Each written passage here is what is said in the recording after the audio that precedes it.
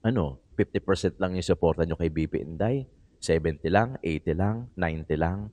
'Di ba? Bakit hindi mo pagkakatiwalaan si Senator Amy? Eh, kaibigan niya si BP Inday Sara eh. Hindi naman bobo tanga si BP Inday Sara na susuportahan niya si Amy, itataas niya yung kamay, tapos every other day, relax lang. Di kita binabanatan. Natawa lang ako sa BP, napaka-prangka niya. Totoo naman, wala siyang ambag. More on optics lang siya at personal ang pagpunta niya at wala siyang magagawa para maibalik si Tatay Digong. Si Senator Amy yata Kami mismo sa grupo namin, nag-away-away na kami. Yung 20 pesos at saka yung pagbibigay ng kayamanan. Sabi ng mga kasama ko dati, napakahirap, mahirap na proseso. Mahirap. Di kami natatakot sa katotohanan. Boses ng masa aming pinapakinggan. Jomalon TV, isyu ng bayan, ating pag-usapan.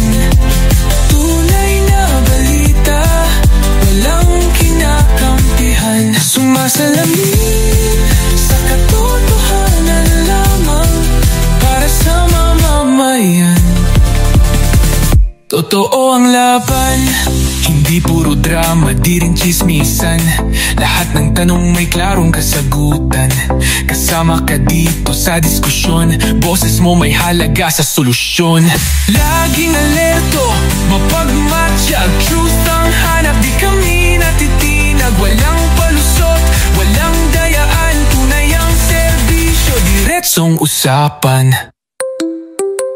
Jomalon TV, isyu ng bayan, ating pag-usapan.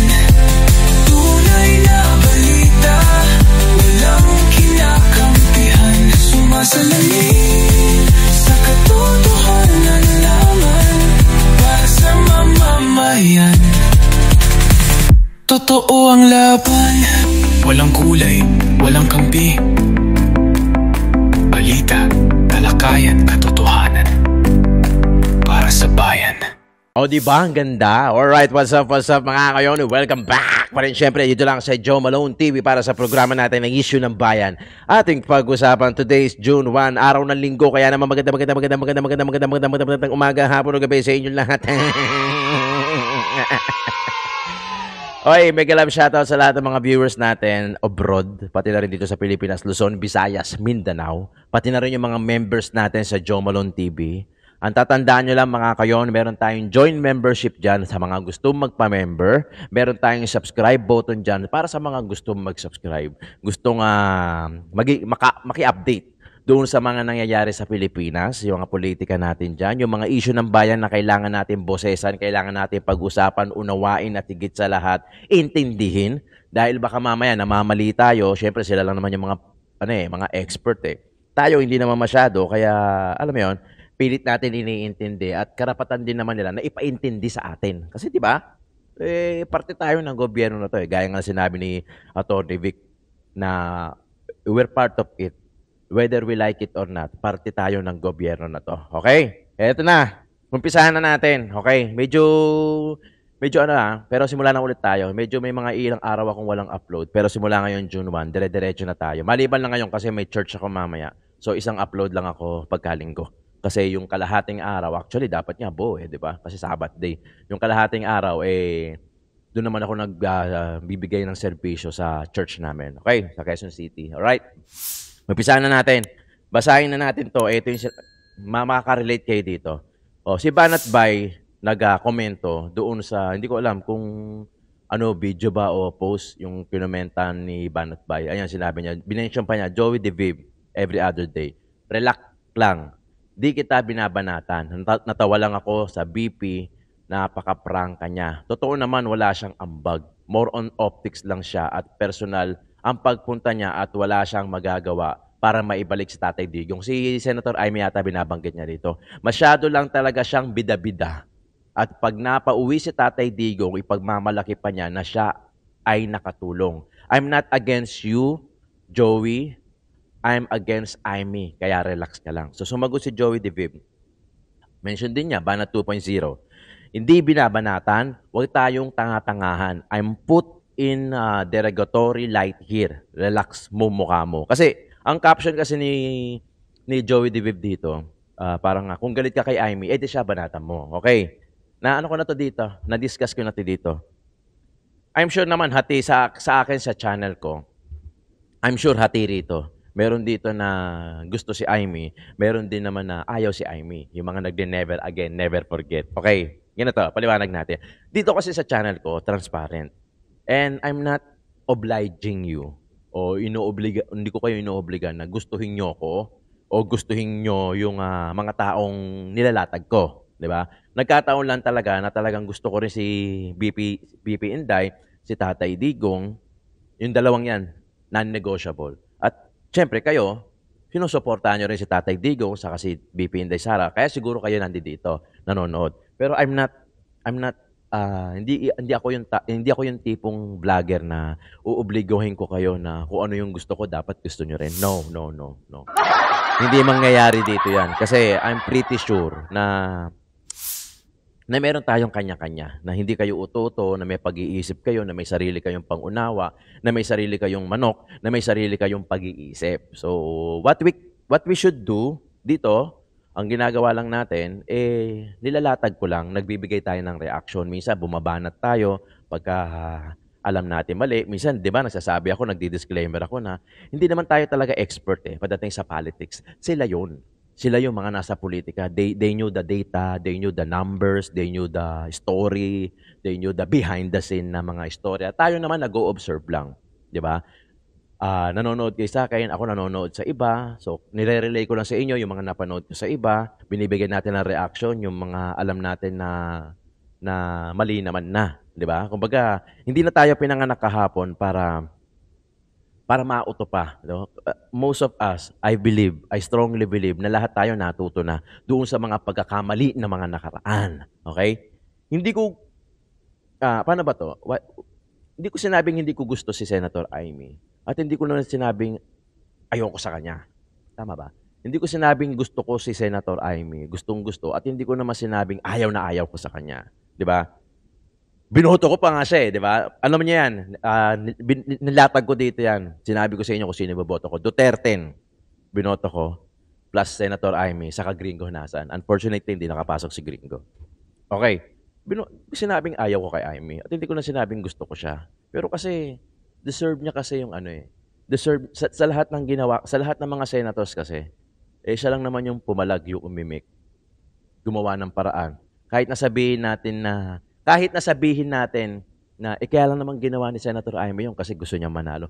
Let's assume na gano'n na nga yung intention niya. Pero at least nag-effort pa rin. Gets niyo ako? Nag-effort pa din siya na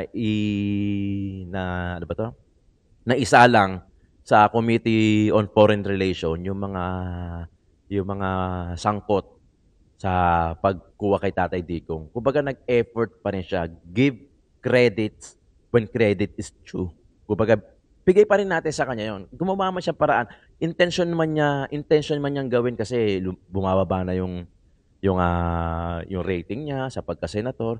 Sabihin na natin na gano'n kahit na hindi naman natin alam. Sabihin na natin na gano'n na alam mo yun, ginamit lang niya yung pagkakataon na yun para manalo siya. Sabihin na natin na gano'n, well, at least gumawa siya ng effort. Diba? Yun lang yung gusto ko sabihin na at least siya, gumawa siya ng effort na imbestigahan. Diba? Nagkaroon pa ng 1, 2, 3 na hearing yan hanggang pangatlong hearing. Nakita rin natin, imagine kung hindi siya nag-set up ng Committee on Foreign Relations, hindi natin malalaman kung paano magsinungaling yung mga sila Torre, kung paano magsinungaling, sila Marbil, kung paano nila pagpasapasahan. Hindi sana natin na mapanood yun. O, di ba? Wala sana tayong content. Di ba? Tama naman, di ba? Yun lang yung gusto kong sabihin na ilalatag natin dito, pero hindi tayo manghuhusga, di ba? Ang gusto ko lang talaga naman dito, Tatay Digong, BP Inday Sara. Kung sino yung sinuportahan ni Tatay Digong, binoto ko, Duterte. Kung sino yung sinuportahan ni BP Inday Sara, sinuportahan ko kasi Duterte rin naman si BP Inday Sara, di ba? Yun yung gusto kong sugatan dito. bakit si Banat Bay hindi niya masuportahan si Aimee, eh suportado naman niya si BP Inday.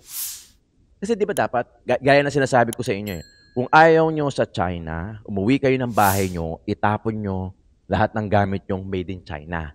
Kung ayaw niyo kay Tatay Digong, huwag kayong kumuha ng passport na 10 years valid, 10 years ang expiration, huwag kayong kumuha ng driver's license na 10 years ang expiration. Bakit? Gano'n kasi dapat. When you hate someone, from head to foot, lahat, pati yung mga kaibigan niya, hate mo din kaagad. Yung ginawa niya, yung mga panukala niya, yung mga naipasa niyang batas, dapat hindi mo rin tatangkilikin. Kasi ganun ang pag-hate, ang tamang pag-hate sa isang tao. Mula ulo hanggang paa. Kasi hindi man pwede you hate that person 50% eh. Di ba? Tapos 50% medyo gusto mo. Di ba? When you hate someone, dapat 100% yung batas na pinatupad niya. Ganon, made in China. Ayaw mo ng pro-China, made in China. O tapon mo lahat ng gamit mong made in China. Kung ayaw mo kay Tatay Digong, wag mo kunin yung 10 years na passport. Baka mamaya 10 years ang passport mo. O kaya yung driver's license mo, 10 years ha. Tapos ayaw mo kay Tatay Digong. O di ba, sinong ginagawa mo? Ganon yung gusto kong sabihin. Di ba? Suportado ko si Tatay Digong. Kung sino man yung itinaas niyang kamay, susuportahan ko. Kasi sinusuport 100%.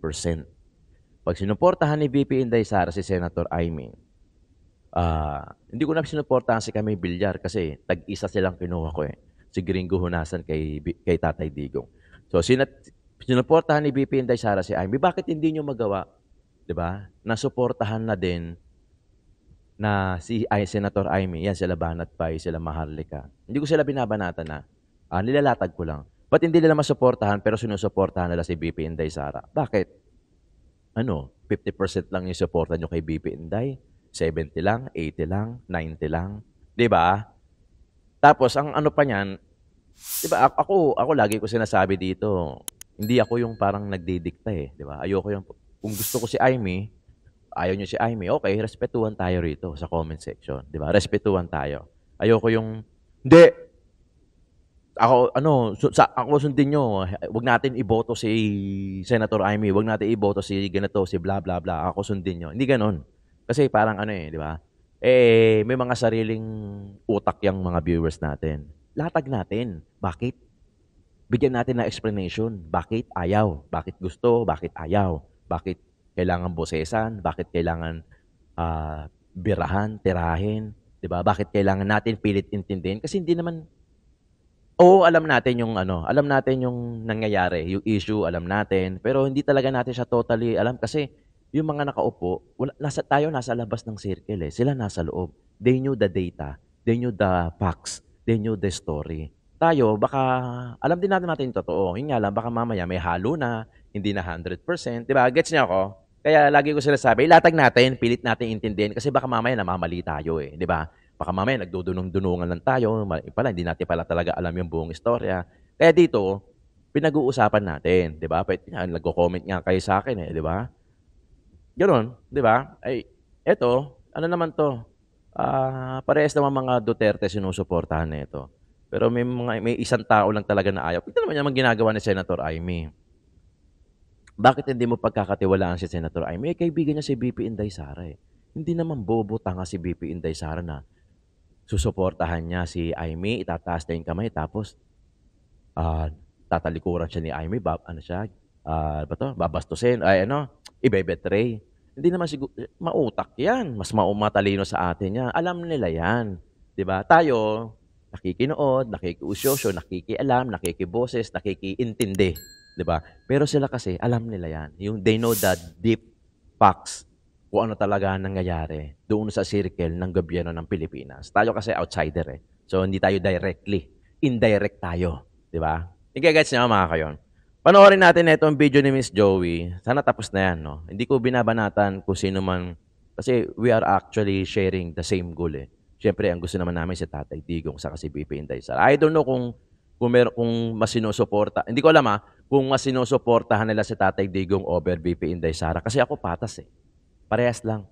When I supported Tatay Digong, lahat ng Duterte, susuportahan ko na rin. Otherwise, wag mo nang gawin. 'Di ba? Kung hindi 100% yung kaya mong ibigay, wag mo nang gawin.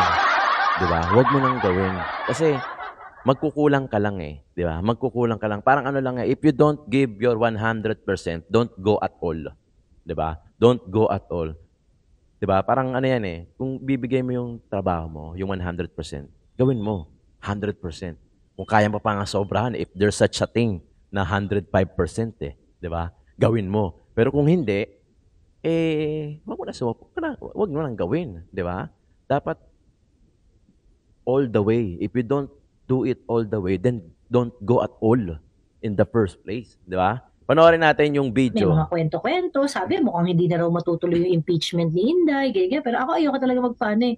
Ayoko magpakasiguro. I am going to let my guard down kapag talagang nabasura na yung impeachment. Pero mahirap maniwala dun sa mga chismis-chismis na hindi na matutuloy yung impeachment ni Inday, ayaw na raw nila, eme-eme, ganyan-ganyan.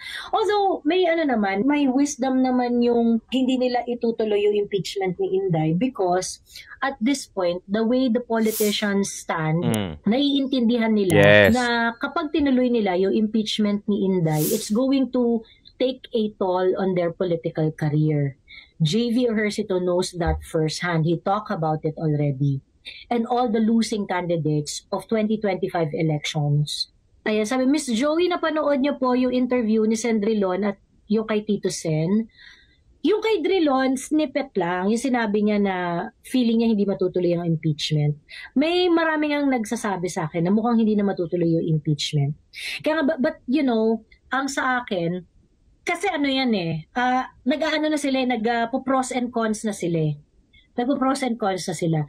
At this point, ang papayag na lang na mabili ang kanilang boto sa impeachment ay yung mga senators na wala na talagang iniisip sa buhay nila kundi pera. Yung hindi na talaga nag-iisip ng future, yung alam nila na wala na silang career, ganyan-ganyan. Yun lang kasi yung papayag na i-impeach si Inday at this point. Except of course yung mga obvious naman nabuboto sa impeachment ni Inday ng yes, kagaya na Risa Ontiveros, ganyan-ganyan. Kasi wala mo mawawala sa kanya pag bumoto siya na yes kasi wala naman talaga sa kanya yung suporta ng mga Duterte supporters at wala naman talaga sa kanya yung suporta ng Mindanao. So, except of course yung mga obvious na mga politiko na boboto kay Inday, the rest is gonna be difficult for them to vote for Inday Sara's conviction kasi ang daming mawawala sa kanila. Yes. Ganon. Ngayon, okay, yan na yung reality ng impeachment. Yan na yung reality, yung political reality when you go against the Dutertes. That, may balik yan. Hindi nakakalimot yung mga tao. And what we did in the 2025 election, showing this politician that matindi ang mga Duterte supporters bumoto, talagang sumisipa talaga tayo sa botohan. Dinaya lang eh. At kahit pa tayo ay dinaya, ay ramdam na ramdam nila yung lakas ng pagboto ng mga Duterte supporters. The best approach na naiisip siguro nila dito sa impeachment na ito is kapag kasi hindi natuloy yung impeachment, yung issue kay Inday is gonna hang there. Alam niyo yun? Yung kumbaga parang palutang-lutang pa rin siya. Si Inday, yung confidential fund. And gagawin nilang talking point yan till kingdom come. Just like what they did doon sa EJK issue. So, ibig sabihin, kapag hindi nila tinuloy yung impeachment, mas meron silang magigain politically. Kasi, mas marami actually. Inday would not have the venue to explain herself. At pagkatapos, sasalsalin nila na sasalsalin yung issue ni Inday on the confidential fund, ganyan-ganyan, hindi transparent, yung mga ganon. And I'm sure, lalokohin nila dyan yung mga bata na hindi nakakaintindi at nakakaalam ng mga issue tungkol sa confidential fund and how confidential fund is expended. Nagtitimbangan na kasi tapos na ang political career nila Dutertista votes. Correct. Yes. Kaya nga sabi ko, di ba, noong 2024 pa lang, sinasabi ko na above anything else, ang importansya ng Dutertista vote is magpapakilala tayo. Magpapakilala tayo sa lahat ng mga politiko na, eto kami. Kailangan nyo kaming ligawan. Kailangan hindi nyo kami mamaltratuhin dito. Diba? Because we can make or break your political career. You mean si Coco Pimentel and Binay na patapos na yung term? Yeah. Pero hindi naman naabot sa botohan yung dalawang yan eh. Si Inday, hindi naman si Inday yung tipo ng tao na static lang eh. Laging may ginagawa yan, laging may iniisip yan, laging Yes. strategic, very, very strategic si Inday. Siguro ang difference lang ng tatay niya is that siya kasi talagang mabagal siyang mag-decide. I think it has something to do with her being a younger politician. Younger mas measured version yung mga actually ni actions Tatay niya and Digong. things like that, ganyan. May nag-mention dito kanina na parang ano mangyayari sa ICC, yung pressure ng US, kineme, ganyan, and things like that, ganyan. May mga naririnig ako sa kaparangan na mukhang may mga pupunta sa puting bahay. Ayan. Upang kumatok. Pag-aari ni Inday Sara yung stage, yung impeachment na to, may lalabas niya ang lahat. Yun nga kaya nga feeling ko natakot sila dun sa warning ni Inday na bloodbath. Yes. Bloodbath. Totoo yan ha. Sasagutin ko lang yung yung mga iba. Marami kasi, yung kalahati kasi ng senator na nanatili, yung na-remain, kasi continuing body ang Senate eh. So kailangan may matitirang kalahati. So yung kalahati, idea tatakbo yan, malamang, definitely, sa 2028 election at kakailanganin nila si VP Inday Sara. Kahit sinong, most of all, na mga politician, kakailanganin nila si VP Inday Sara. You know why? Kasi ang hatak ni VP Inday Sara, o hindi lang si VP, ang hatak ng mga Duterte sa mga botante, talagang napakalaki. Sagad kung sagad. Talagang pag sinabi ni VP Inday o ni Tatay Digong, iboto nyo to, bla bla bla, talagang lalabas at most probably lalabas kung walang dayaan kung hindi dadayain, kung hindi pagtitripan, kung talagang fair and just na laban, pasok lahat ng Duterte. Lahat ng ikinampanya, lahat, ganun kalakas yung influensya. Kumbaga sa vlogger number 1 vlogger, social media influencer, ang lakas ng hatak ng mga Duterte. Kasi, actually, tama nga yung sinabi ni Atty. Sal dati na ang mga Duterte nagtanim ng binhi. Yan, nagtanim ng binhi sa buong Pilipinas. Okay? Sa buong Pilipinas, nagtanim ng binhi. Ngayon, nagsimula ng tumubo lahat ng mga binhi na itinanim. To the point na kahit saan, Luzon, Visayas, Mindanao, even sa ibang bansa nga di ba? Nakakakuha. Kumbaga, inaani na lang nila yung itinanim nilang binhi noon pa. Kaya talagang yung tiwala, dire-diretso Yung bunga, dire-diretso. Di ba? Tignan mo, hindi ka ba nagtataka? Ironically. Lahat planado di ba? Yung Quadcom, di ba? Yung Quadcom kung paano nila tirahin si Tatay Digong, kung paano nila ilabas yung gawing issue yung confidential fund kay VP Inday Sara. Huwag kayong maniniwala na it happens to na nangyari. No. It actually well planned talaga yan. Even yung pagdala kay Tatay Digong sa daig. Plano talaga yan. Ngayon, di nila alam, nag-backfire sa kanila yung plano, yung pagdala nila kay Tatay Digong, ang dami lumabas, as we all know, naman, na talagang hindi lang sa Pilipinas, pati sa even abroad, naglabasan yung mga tao and they shouted, Duterte, bring him back, bring PRRD back home sa Pilipinas. Ang dami, mas lalo silang, nag-backfire sa kanila yun hindi nila na-forecast yun Akala nila, kakaunti lang. Akala nila onti lang yung supporter ni Tatay Digong. Hindi nila alam. Nagpapahinga lang, nagche-chill lang. Kinailangan, 'di ba? Ayun, naglabasan lahat. Doon sila napilayan, o 'di ba? Tapos yung impeachment trial ni VP Inday Sara, ano niya yan? Home court niya yan. Diyan niya kayang ilabas ng patas. Kaya yung 12 na natitira, yung 12 pa lang na natitira na alam natin, maninimbang pa yan. Maninimbang yung 12 senators na natira, maninimbang pa yan. Papasok ngayon yung 12 na bago sa 20th Congress. Papasok ngayon yan. Siyempre, iba dyan, talaga solid ka Duterte. Kaya, matuloy man o hindi, in my own opinion, matuloy man o hindi yung impeachment trial, it will give favor pa din kay VP Inday Sara. Mas maganda, matuloy pa rin talaga Pero I doubt. Pero given the fact, given the chance, na sige, matuloy na. Mas okay nga yun magkakalabasan ng baho. Yan yung bloodbath na sinasabi ni BP Inday Sara. At dyan natatakot sila. Kasi madadamay yung iba. Siyempre, magre-re-elect yan sa 2028. Yung iba tatakbo, yung iba tataas ng posisyon, yung iba kukuha ng ganitong posisyon, yung iba siguro magpapahinga, yung mga tapos na, patatakbuhin yung kamag-anak nila. May tatamaan at may masasagasaan talaga. Tapos, ang maganda niyan, na-delay eh. Kasi June 13 ata, basta June 2 dapat i-convene. So nangyari, parang ang order ni Senate President Chis Escudero, June 11 na. So June 13 ata mag-a-adjourn ang Senate. Tapos June 30, yung 20th Congress na. Di ba? Actually, July 1, ang July talaga ang start ng impeachment trial eh. Kumbaga ngayon yung paglatag pa lang, yung buong June, yung paglatag ng impeachment para kay VP Inday Sara na dapat bukas na-adjust ng June 11. Tapos June 13, adjourn ng Senate. Adjourn na, meaning matatapos na yung 19th Congress, 20th Congress na. So doon sila nag-aalangan. Tapos, panoorin natin itong video na to dahil itong video na to ay ano ba to?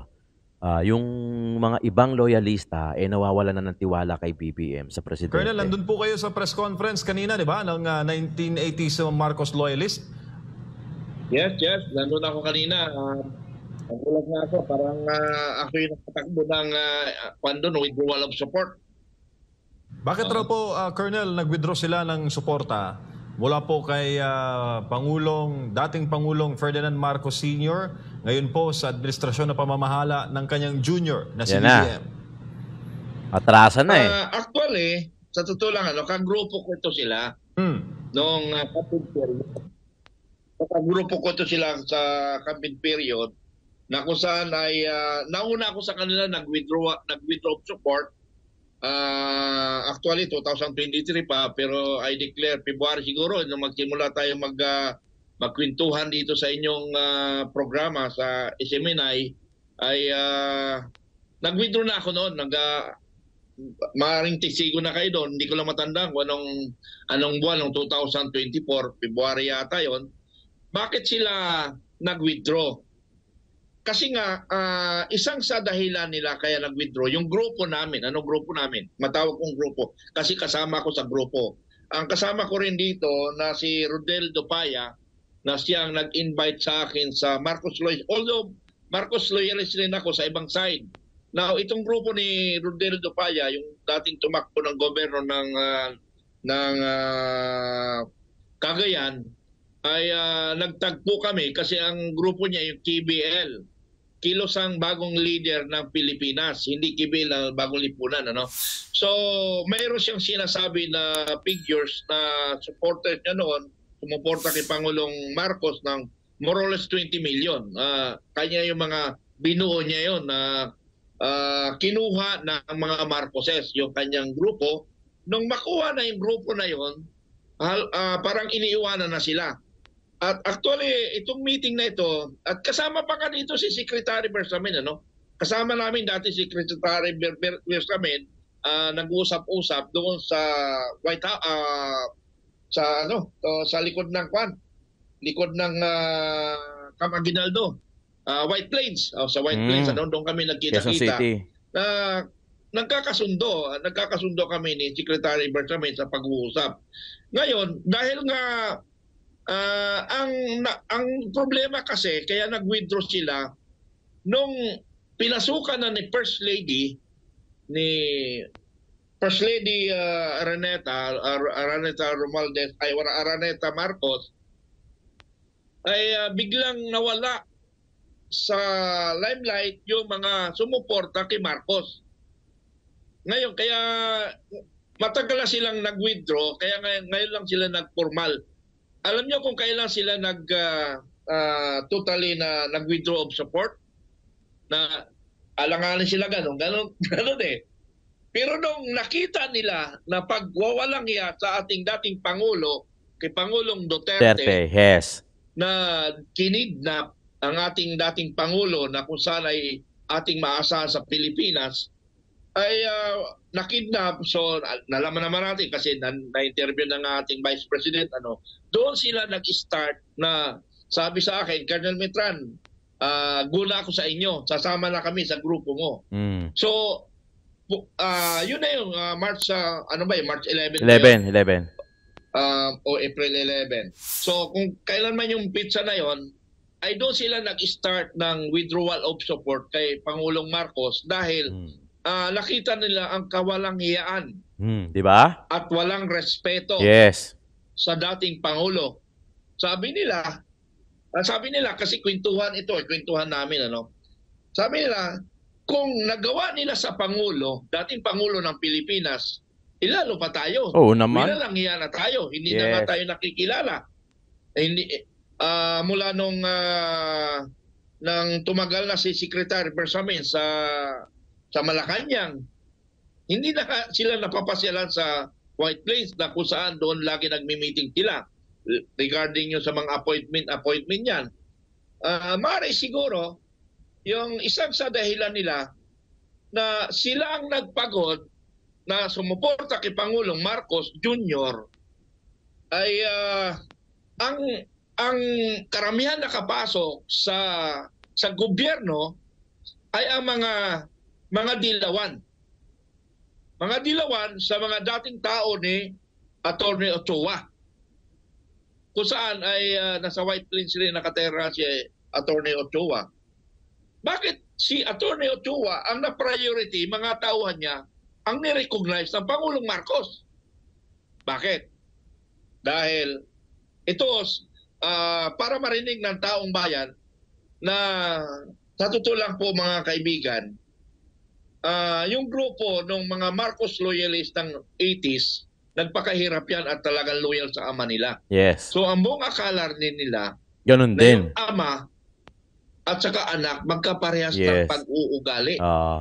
So inaasa nila na yung Marcos na nakilala nila noon Senior. ay Marcos pa rin ngayon. Yes. Na talagang para sa bayan. Pero naramdaman nila, Para sa sarili. iniwanan na nga sila, kawalang iyan pa ang ginagawa sa ating bansang Pilipinas. Opo, Colonel. So yun yung pinagagalit nila. Opo, Colonel.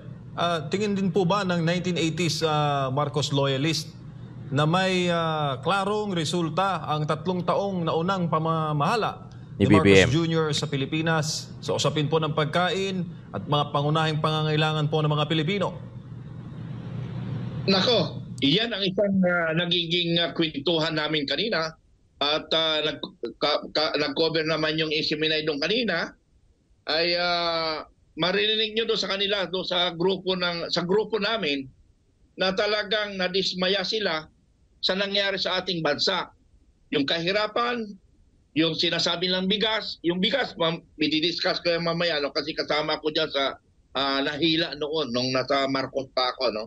So, yun yung isang topic na dismaya sila sa nangyari sa ngayon. Dito lang muna tayo sa bigas. Sa bigas. 20 Nung pesos. nasa side pa ako ni Marcos, nung mga ka-elect pa lang niya as a president, nag-uusap-usap kami. Ang kausap ko namin dito ay si Martin Araneta, yung bungkong kapatid ni First Lady. Nag-uusap kami sa Mandaluyong, nag-uusap kami sa BGC nung naging Pangulo na. At lagi namin pinag-uusapan yung kabuhayan ng Pilipino. At lagi ko rin isinisingit yung corruption because my group is anti-corruption. So, yun yung pinag-uusapan namin.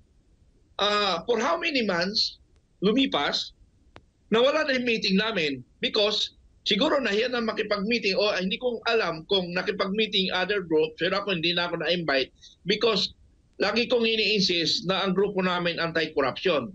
So hindi na ako naka-attend, yung pala na-involved sa corruption sa agrikultura, sa Department of Agriculture and sa custom. So nakita naman natin kung saan pa yung Pangulo na siya nag-represent ng Department of Agriculture, doon pa nagsimula ng korupsyon. So yun yung the worst talaga na nangyari. Ang akala natin Okay na. siya ang mamumuno, aayusin ang agrikultura. Sabi ko, Siya nga namuno, kumuha ng pera. Iwanan ko yung pag-uusap namin ni Martin Araneta. Kami na naman nag-uusap ni Secretary Lagdamio, na kung saan tinanong yung grupo ko, na ang grupo ko dati noon is Vanguard of Democracy, which is ginamit ko rin ngayon, ay pinag-uusapan namin paano baba ang presyo ng bilihin ng lalo-lalo na ang bigas. Mm-mm. So, ang dami namin, o ako mismo, na-invite ko yung magaling na technician, na isang engineer, na si Engineer Abor Francisco, na kung saan ay nag-present siya ng kanyang teknolohiya paano ma-improve ang kabuhayan, lalo na sa agrikultura. So nakita namin malaki ang benefits talaga na makukuha na kayang gawing 20 pesos ang bigas sa base doon sa presentation ni Engineer Francisco Abor. Ano? So, Lintik ang na bigas akala ko yan. doon ay matutupad na kasi tuwa na ako kasi matutupad na yung pangarap Budol. nating Pilipino na 20 magbumura ang bigas. Lumipas ng ilang buwan, umabot ng 2023, ay naramdaman ko, asa na yung pinag-uusapan namin? Nawala.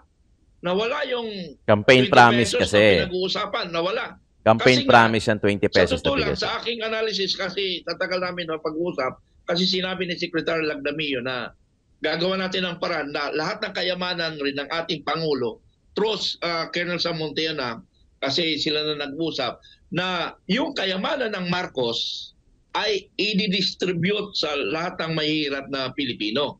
And yung grupo ko ngayon, na Vanguard of Democracy, yun ang gagamitin para mag-distribute ng kayamanan i-equal kasi na-registered na ako sa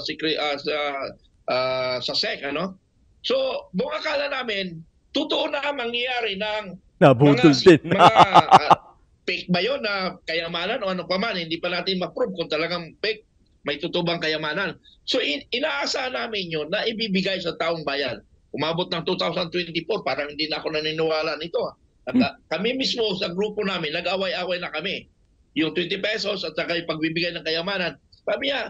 Sabi ng mga kasama ko dati, mahirap na proseso. Mahirap ang proseso. Kaya wag mong madaliin. Pero sabi ko, mahaba na eh. May kisanta na. Wala pa nangyari. So, ang nangyari, kumalas na ako. Yun na nga, nagsisimula na tayo nag-uusap sa pag-i-interview nyo. Kasi naramdaman ko, hindi na agrikultura ang focus ng administration. Ano ba focus nila?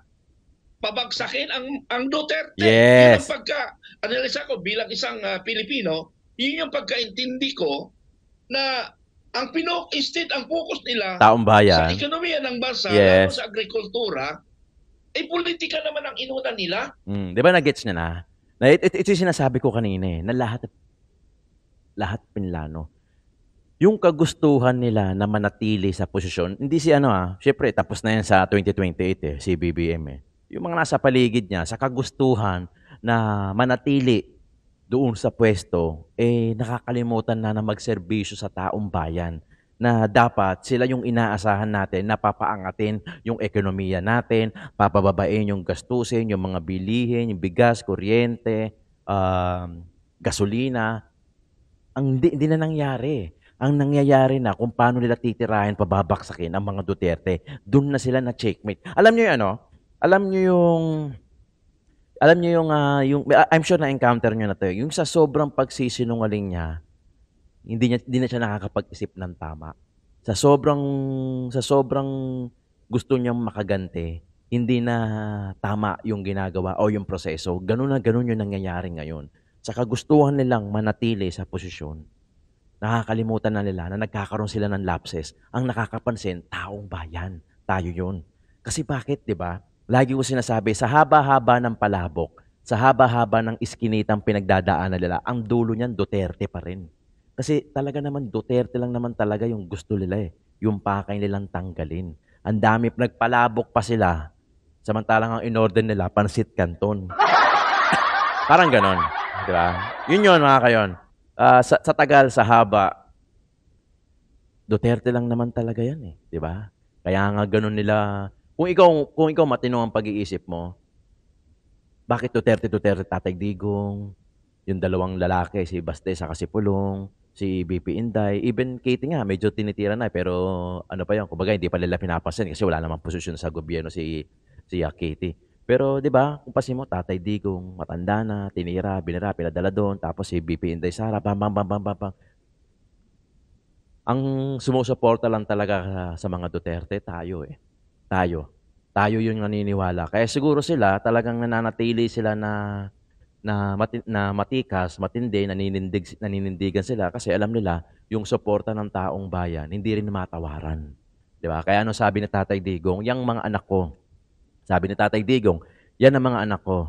Hanggang sa kadulu-duluan ng buhay nila, magseserbisyo yan sa taong bayan. Kung tingnan nyo yung political will na yon, di ba? Yun ang political will, di ba? Okay mga kayon, maraming salamat sa issue ng bayan ating pag-uusapan.